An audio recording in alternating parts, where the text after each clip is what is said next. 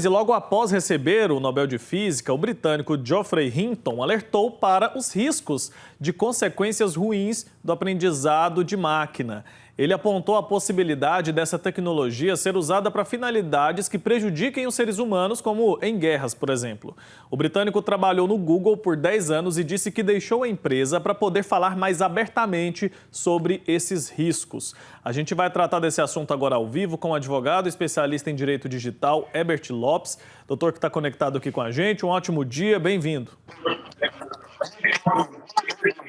Bom dia, Wilker. Bom dia a todos os telespectadores. Prazer estar aqui com vocês. Prazer recebê-lo também, doutor. Então, esse cientista fez esse alerta aí sobre o uso indevido do aprendizado de máquina. Para quem não está familiarizado, o que é exatamente essa tecnologia, como que ela funciona e quais riscos essa tecnologia toda pode representar para a gente?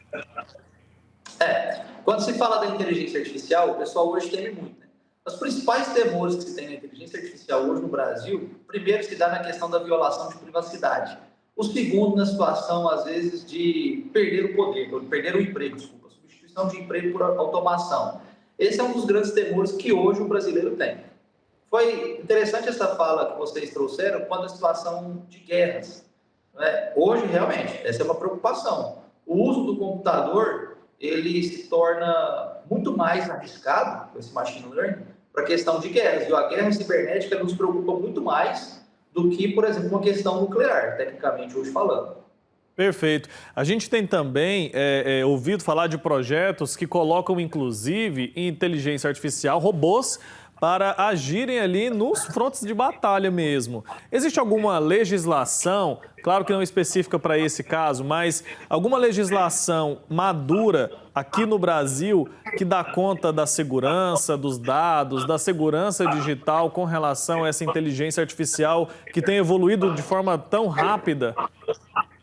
Sim, hoje no Brasil, quando se fala na questão de inteligência artificial, principalmente essa questão de proteção de dados, porque a inteligência artificial nada mais é do que uma técnica feita por computadores hoje para usar cálculo matemático. A gente fala aquela palavra algoritmo. O algoritmo é utilizado para fazer cálculo, para resolver problemas. A legislação no Brasil hoje para proteção à privacidade se tem aí com a LGPD, a Lei Geral de Proteção de Dados Pessoais. Ela já é uma legislação sólida, nós já temos hoje institutos formados aí dentro da própria estrutura governamental hoje para trazer essa proteção, inclusive com a aplicação de multas, caso ocorra aí, por exemplo, a questão de violação de privacidade.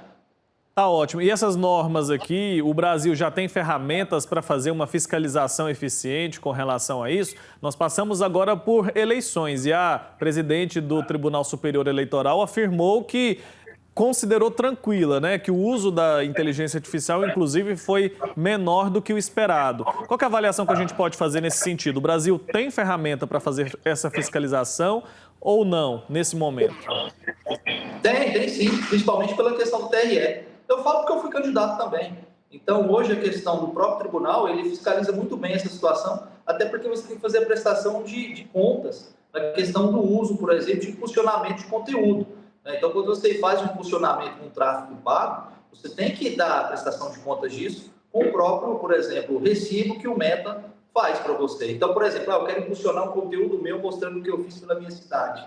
Então, eu tenho que apresentar quanto que eu gastei de impulsionamento, apresentando a nota fiscal, e o TRE fiscaliza tudo isso. Então, eu não vejo o problema hoje do uso de inteligência artificial para a questão de campanha eleitoral, não. Pelo contrário, vejo como uma solução muito boa. Certamente, né? Uma ferramenta que colabora bastante. Traz muitos benefícios e também muitos desafios, né? Você falou aí sobre a questão do medo de perder emprego, medo dessa automação acabar ocupando posições que hoje são usadas, eles são de pessoas. Você acredita nisso no futuro? Qual deve ser a perspectiva do mercado de trabalho se a gente analisar essa questão digital? Não acredito não. Primeiro porque essa preocupação ela não é de hoje. Ela vem transcrita na própria legislação da Constituição Federal, que é de 1988. Eu não tinha nem nascido ainda. E lá no artigo 7º, inciso, se não me falha a memória, acho que é o 27, coloca a situação da proteção ao mercado de trabalho em face da automação. Naquela época, nos anos 80, início dos anos 90, já se falava na questão do uso de computadores para substituição do homem. Então, o homem que trabalhava numa empresa seria substituído por uma máquina.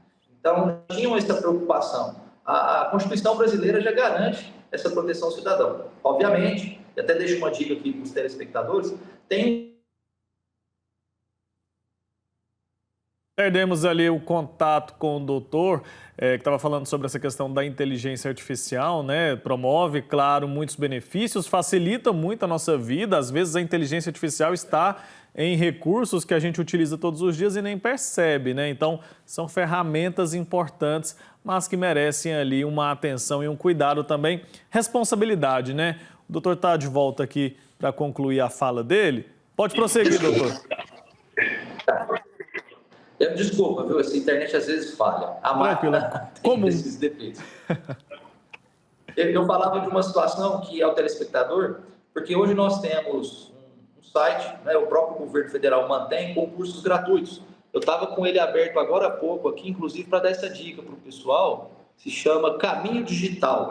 Se você jogar no Google Caminho Digital, lá coloca a seguinte situação: o mercado de trabalho evoluiu, evolua junto. Obviamente, o trabalhador dos anos 80 ele não pode se manter naquela mesma mão de obra.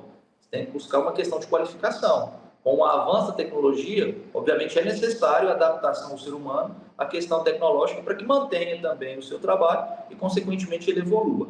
A gente não vai ser substituído propriamente pela tecnologia, né? A gente vai ser substituído talvez por quem sabe usar a tecnologia melhor do que a gente. Agora, doutor, para finalizar, nós temos aqui, voltando a falar um pouco sobre a legislação, a gente tem a LGPD, a Lei Geral de Proteção de Dados. Queria entender, essa lei já está em vigor há bastante tempo, qual que é a avaliação que a gente pode fazer sobre a efetividade dessa legislação na proteção dos dados? Na verdade, muito boa, até porque o brasileiro, Wilker, ele não se preocupa muito com a questão de vazamento de dados, não. Foi feito um estudo uma época pela Kaspersky, que é uma empresa russa, a maior hoje de cibersegurança. E 75% dos brasileiros à época, 80%, se não me falha a memória, falaram que não se preocupava com a questão de vazamento de dados, desde que ele ganhasse algum desconto futuramente. Porque falava assim, a Magazine Luiza perdeu seus dados, ou a Casas Bahia, ou X outra empresa perdeu, ou vazaram dados.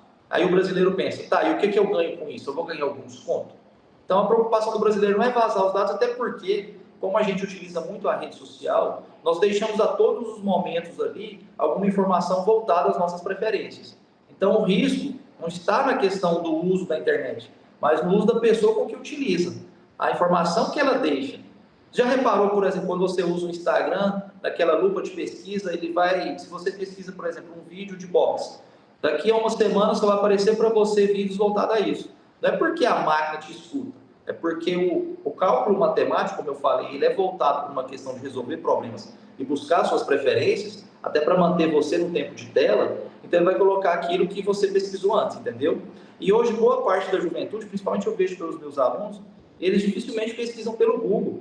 Hoje eles pesquisam muito utilizando as redes sociais, não mais o Twitter, que está bloqueado, mas usam muitas redes sociais para fazer pesquisa daqueles que eles têm dúvida. Fala, entendeu? Então não é uma questão de vazamento de dados, é a questão de que a própria pessoa ela deixa a informação ali para que a máquina então utilize.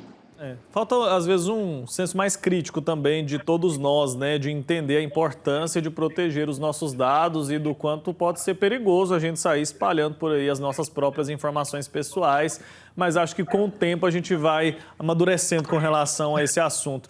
Doutor, muito obrigado pelo seu tempo aqui com a gente. Obrigado pelas informações. Até a próxima, viu? Tchau, tchau. Um abraço, bom dia, tchau.